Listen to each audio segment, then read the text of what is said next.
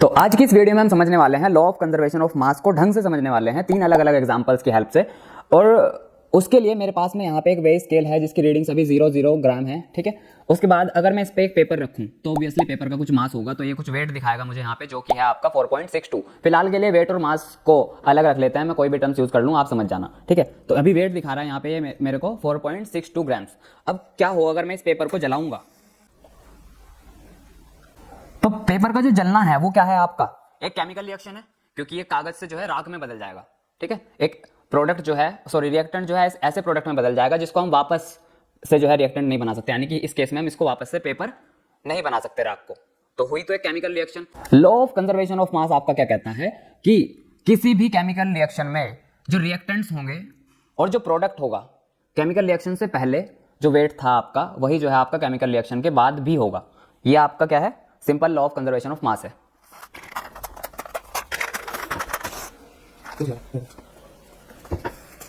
अब जैसे जैसे पेपर यहाँ पे जल रहा है, आप देखो वे स्केल पे क्या फर्क पड़ रहा है। यहाँ पे हमें जो है पेपर का वेट कम होता हुआ दिखाई दे रहा है, ठीक है। पेपर का वेट कम होता जा रहा है।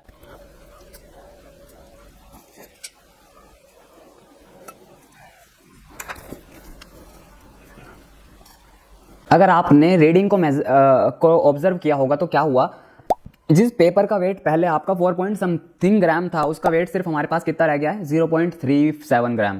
तो इतना वेट यहाँ पे घट गया। तो अब आप कह सकते हो कि law of conservation of mass तो यहाँ पे गलत हो गया। जितना वेट केमिकल रिएक्शन से पहले था उतना वेट जो है आपका केमिकल रिएक्शन के बाद है ही नहीं, है ना। ये एक्चुअली कमेंट था किसी बच्चे का, जिसकी वजह से मैं ये आपको 3 अलग अलग एग्जांपल्स लेके दिखा रहा हूँ। Law of conservation of mass जो है किसी भी ओपन इन्वायरमेंट पे काम नहीं करता, वो एक सिस्टम पे काम करता है, एक ऐसा सिस्टम जो आइसोलेटेड हो। और जब मैं कह रहा हूँ आइसोलेटेड हो तो इसका क्या मतलब है कि हुआ क्या, यहाँ पे मैं आपको बताता हूँ। पेपर के अंदर कार्बन था, ठीक है। पेपर को जलने के लिए ऑब्वियसली किसी भी चीज को जलने के लिए ऑक्सीजन की जरूरत है। ऑक्सीजन जो है इसने सराउंडिंग से ली। अब क्या हुआ, ऑक्सीजन के मॉलिक्यूल्स जैसे ही कार्बन के साथ में यहाँ पे गए, उन्होंने क्या किया, कार्बन डाइऑक्साइड बनाई। और कार्बन डाइऑक्साइड जो है, क्योंकि क्या है आपकी एक गैस है, तो वो क्या करेगी, यहाँ से इससे निकल के चली जाएगी। और जब वो निकल के जाएगी तो अपना मास साथ में लेके जाएगी। तो इसलिए यहाँ पे हमें पेपर का वजन कम देखने को मिलता है, ठीक है। मैं आपको ये भी दिखाऊंगा कि किस केस में आपको जो है मास कंजर्व देखने को मिलने वाला है। अच्छा, अगर आप एक और चीज ऑब्जर्व कर रहे होंगे तो क्या जो 0.4 था ग्राम, उसका वजन अभी फिर आराम से फिर से बढ़ रहा है, 0.89 0.9 ग्राम हो गया है। इसका भी एक कंसेप्ट है जो मैं किसी और वीडियो में कवर करूंगा, ठीक है। वो हीट से थोड़ा सा मिलता जुलता है कि कैसे हीट के बढ़ने और घटने पे जो अपेरेंटली वेट पे फर्क पड़ता है वो क्या होता है, ठीक है। फिलहाल के लिए हम इसको छोड़ देते हैं नेक्स्ट वीडियो के लिए। अब पेपर के केस में क्या हुआ, हमारा वजन कम हुआ। तो दूसरे केस में हम क्या ले रहे हैं, यहाँ पे आयरन वूल ले रहे हैं, ठीक है।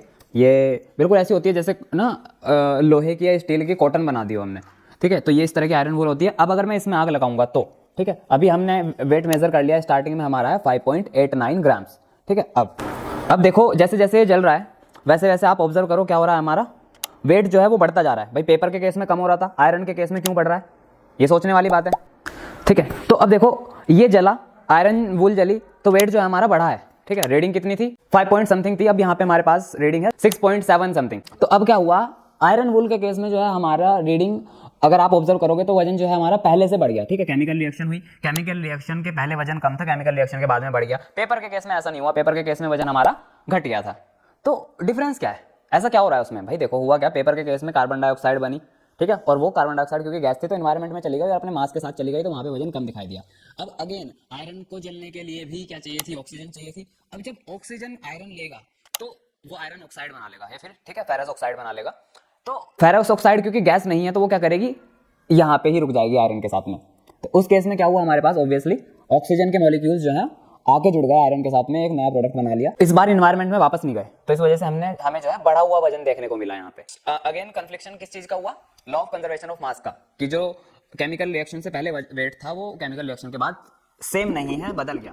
अब तीसरा केस हम ले रहे हैं, यहाँ पे एक बीकर में हमारे पास कुछ सोडियम हाइड्रोक्साइड है ना, कास्टिक सोडा भी कह देते हैं हम जनरली। अब मैं क्या करूंगा, इसमें हम वाटर ऐड कर देते हैं। वाटर ऐड करने के बाद हम इसको क्या कर लेते हैं, मिक्स कर लेते हैं अच्छी तरीके से, ताकि हमारे पास में एक सोडियम हाइड्रोक्साइड का सॉल्यूशन आ जाए। तो पूरा सॉल्यूशन हमारे पास आ गया सोडियम हाइड्रोक्साइड का, और इसका जो नेट वेट मुझे यहाँ पे देखने को मिल रहा है वो है 200.24 ग्राम्स। अब ये मेरे पास क्या है, एल्यूमिनियम फॉइल है। एल्यूमिनियम फॉइल की मैंने 2 बॉल्स बना लिए।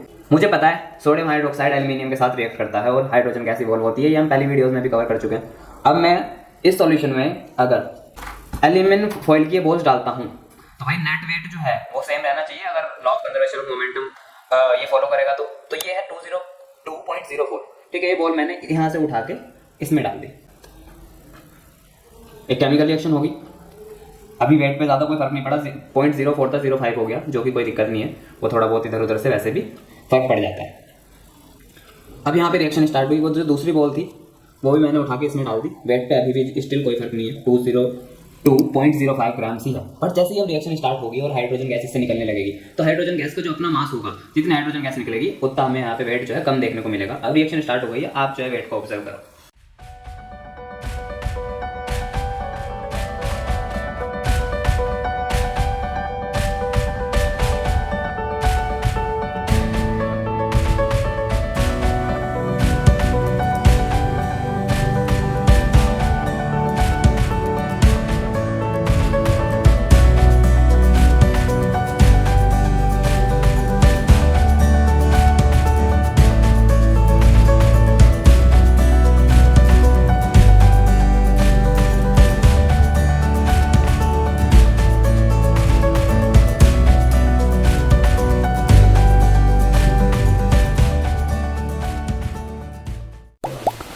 तो यहाँ पे केमिकल रिएक्शन जो है वो आपकी ऑलमोस्ट कंप्लीट हो गई है।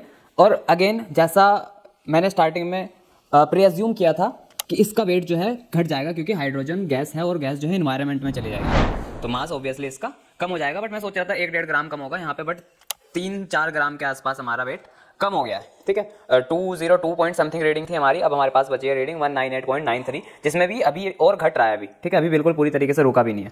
तो अगेन हुआ क्या, पहली 2 रिएक्शंस की तरह ये तीसरी वाली रिएक्शन में भी जो मास था स्टार्टिंग में रिएक्शन से पहले, वो मास सेम नहीं है रिएक्शन के बाद। ठीक है, तो अब मैं आपको ये 3 अलग अलग चीजें करके क्यों दिखा रहा हूँ, किसी में वेट बढ़ रहा है, किसी में घट रहा है ना। किस केस में मास कंजर्व रहता है, तो मास रहता है कंजर्व तब जब आपका जो सिस्टम है वो पूरा आइसोलेटेड हो। और जब मैं कह रहा हूँ आइसोलेटेड हो, तो इसका मतलब क्या है कि ये जो गैस बन के निकली है ना, ये भी क्योंकि एक प्रोडक्ट का पार्ट था, और जो आपका law of conservation of mass है वो ये कहता है कि रिएक्टेंट्स का जो वेट होगा वो प्रोडक्ट के बराबर होगा। अब यहाँ पे हाइड्रोजन भी प्रोडक्ट था जो एनवायरनमेंट में चली गई, बट अगर मैं इसी हाइड्रोजन को कहीं पे इकट्ठा कर लेता और उसको इधर जो है इसके साथ में ऐड करके वे करता, तो जो इनका वेट था वो सेम आता। अब ये चीज़ मैं आपको करके दिखाने वाला हूँ। हम इस रिएक्शन को फिर से करेंगे, बट इस बार हम क्या कर देंगे, सिस्टम को आइसोलेटेड कर देंगे। जो हाइड्रोजन गैस निकल के अभी इन्वायरमेंट में जा रही है उसको हम कहीं पे इकट्ठा कर लेंगे, और फिर हम आप देखेंगे कि क्या वेट अब भी सेम है। ठीक है, तो अब हम इसको आइसोलेटेड सिस्टम में रिएक्शन परफॉर्म करने वाले हैं, और फिर मैं आपको बताता हूँ कि law of conservation of mass किस केस में और कहाँ पे एप्लीकेबल होता है। तो ये जो आपका कास्टिक सोडा के साथ में जब हम एल्युमिनियम फॉइल को इस बार ओपन न रख के, ठीक है, ओपन न रख के क्या करने वाले हैं, इसको आइसोलेट करने वाले हैं, इसे बंद करने वाले हैं। अब बंद हम इसको ढक्कन से नहीं कर सकते, क्योंकि ये रिएक्शन ऐसी है जिसमें गैस का इवॉल्वमेंट होगा, और गैस का इवॉल्वमेंट होगा तो ये कंटेनर पटक जाएगा अगर हमने इसको बंद कर दिया। तो हम क्या कर रहे हैं, ऊपर बलून लगा रहे हैं इसके। इस बलून को लगाने के बाद जब ये रिएक्शन स्टार्ट हुई हमारी, तो अगर आप देखोगे रीडिंग को, तो आप पाओगे कि रीडिंग जो है वो सेम है। ठीक है, छोटा बहुत उसमें एरर आ सकता है, अगेन मैंने बताया था आपको क्यों आ सकता है। पेपर जलाने वाला जो मैं एक्सपेरिमेंट कर रहा था उसमें मैंने बताया था थोड़ा बहुत डिफरेंस क्यों आ सकता है। तो इसमें आप देखो, इसमें जो है गैस बन रही है, बलून हमारा फूलता जा रहा है, बलून में गैस इकट्ठी होती जा रही है, जो कि आपकी क्या है, हाइड्रोजन गैस है। तो यहाँ पे बट क्या है, जो चेंज नहीं हो रहा है वो है वेट। रिएक्शन भी हो रही है, पहले की भी हुई थी पहले, बट वेट कम हो गया था, इसमें वेट कम नहीं हो रहा है। तो यही आपका जस्टिफाई करता है law of conservation of mass का। अगेन क्या चीज़ है कि जो प्रोडक्ट हैं वो आपके पास होने चाहिए। ठीक है, ऐसा ना हो कि इन्वायरमेंट में चली गई और फिर आप कह रहे हो कि नहीं ये तो गलत है। तो भाई अगर हमने ओपन इन्वायरमेंट में पेपर को जलाया था तो हमने देखा कि मास कम हुआ या फिर वेट कम हुआ। अब हम पेपर को फिर से जलाएंगे, बट इस बार हम क्या कर रहे हैं, इस पेपर को कंटेनर के अंदर जलाने वाले हैं, यानी कि हम सिस्टम को आइसोलेट करने वाले हैं। ठीक है, तो अभी हमने अगर हम रीडिंग को देखें वो है हमारे पास 275.36 ग्राम्स। ठीक है, कुछ थोड़ा बहुत एरर तो आ सकता है ना, बट जैसे पहले 4 ग्राम वजन कम हुआ था पेपर से, इस बार 4 ग्राम नहीं होगा, और इस बार पेपर भी पूरा नहीं जल पाएगा। और उसका भी रीज़न बताऊंगा क्यों। पेपर को हटा लिया मैंने, गिलास को भी हटा लेते हैं, मैं पेपर जला के इसके अंदर डालूंगा और फिर हम इसको बंद कर देंगे।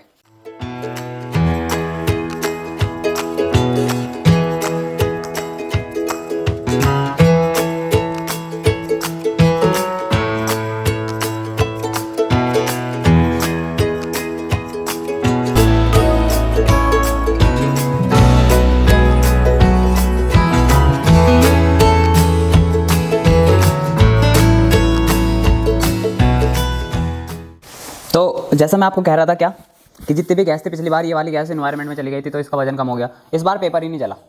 एक बंद कंटेनर में पेपर जलेगा ही नहीं। क्यों? मतलब जला, बहुत थोड़ा सा जला, और ये आगे जलेगा भी नहीं। क्यों? क्योंकि किसी भी चीज़ को जलने के लिए ऑक्सीजन चाहिए, और बंद कंटेनर में जितनी ऑक्सीजन कंटेनर के अंदर थी पेपर उतना जला, उसके बाद ये पेपर जला ही नहीं। और अगर आप मास की बात देखो, वेट की बात देखो, तो ये भी जो है जब पेपर ही नहीं चला तो मास से और वेट में डिफरेंस आएगा ही नहीं। ठीक है, ये ऑलमोस्ट उतना ही है जितना पहले था, थोड़ा सा कम क्योंकि मैंने इसको उठा के वापस लगा दिया था। अब सेम केस में आपको आयरन वूल के साथ में भी करके दिखाता, बट उस केस में भी अगेन यही होगा कि ये जलेगा ही नहीं। तो क्या कह सकता हूँ मैं कि जो law of conservation of mass है उसमें हम जो चीज़ मिस कर देते हैं वो ये है कि हम ये कंसिडर नहीं करते कि सारे प्रोडक्ट्स का क्या हम मास कंसिडर कर रहे हैं या नहीं। हमने देख लिया कि एक रिएक्शन हुई, A+B हुआ, उसके बाद C का वजन मेजर कर लिया, D जो हवा में चला गया उसकी गिनती ही नहीं है ना। तो law of conservation of mass जो है एक आइसोलेटेड सिस्टम पे काम करता है। तो यही था एक वीडियो का कंसेप्ट। इसीलिए मैंने आपको एग्जांपल्स दिखाए थे कि अगेन मैं एम्फेसाइज किस चीज़ पे कर रहा हूँ कि सिस्टम बंद होना चाहिए, प्रोडक्ट सारे हमारे पास होने चाहिए। अगर ऑक्सीजन बनी है, हाइड्रोजन बनी है, कार्बन डाइऑक्साइड बनी है, तो वो हमारे पास स्टोर होनी चाहिए और उसका मास हमें जो है मेज़र करना है, उसका वेट हमें मेज़र करना है, तब जाके ये लॉ जो है जस्टिफाई होता है।